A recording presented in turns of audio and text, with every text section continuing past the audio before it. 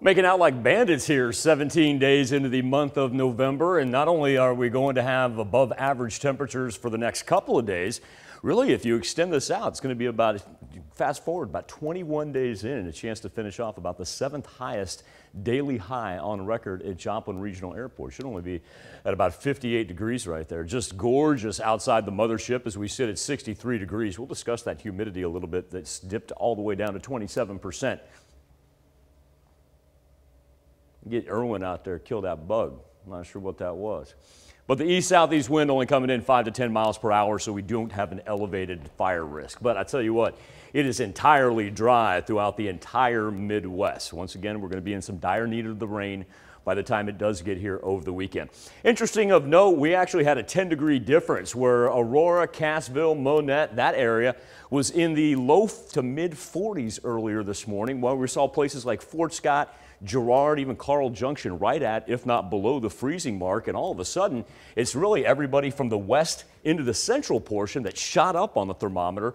East just kind of hung out there. Don't get me wrong, it's still delightful. High 50s, can't beat it. And the reason what we're seeing, big high pressure system. Now the higher the pressure as we pull off to the east, going to be just a little bit cooler right there. You can tell that dividing line just about right down the middle, but no precipitation to worry about. Now a couple of low pressure systems, whether it be the northeast or the Pacific Northwest. We'll start with this one because this is going to generate some thunderstorm activity. You also notice from the ridge of the jet stream, once you get under that from the color contour, some much more mild November temperatures.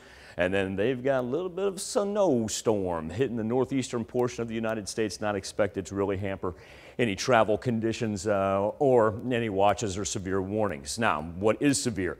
It is now Tropical Storm Iota, but when it made landfall late last night, it did so as a Category 4.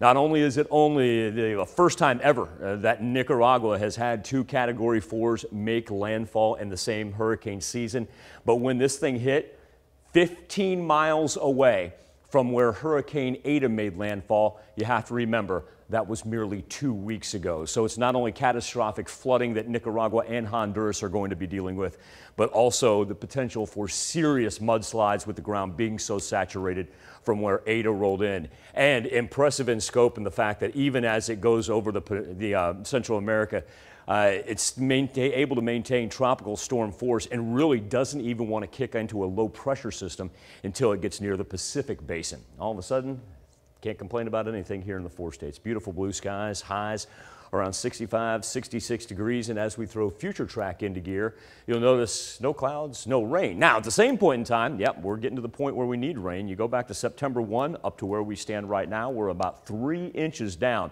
And we are going to pick up some by the time we get into the weekend. It's not going to be anything severe and relatively scattered, not substantial by any scope, but at least it will be a little bit of something. And then after that, Tanya, hey, that's why you got to soak in these 60s and 70s because, look at the old Sunday low and the Monday high. Well, we know what happens when those numbers kind of match up like that and then plummet during the day as a cold front starts us off for the beginning of next week. All right, looking for a big change coming, I guess. But in the meantime, can't beat it today, though, or tomorrow, or Thursday, or Friday. I know, it's going to be a great week. All right, thanks, Michael.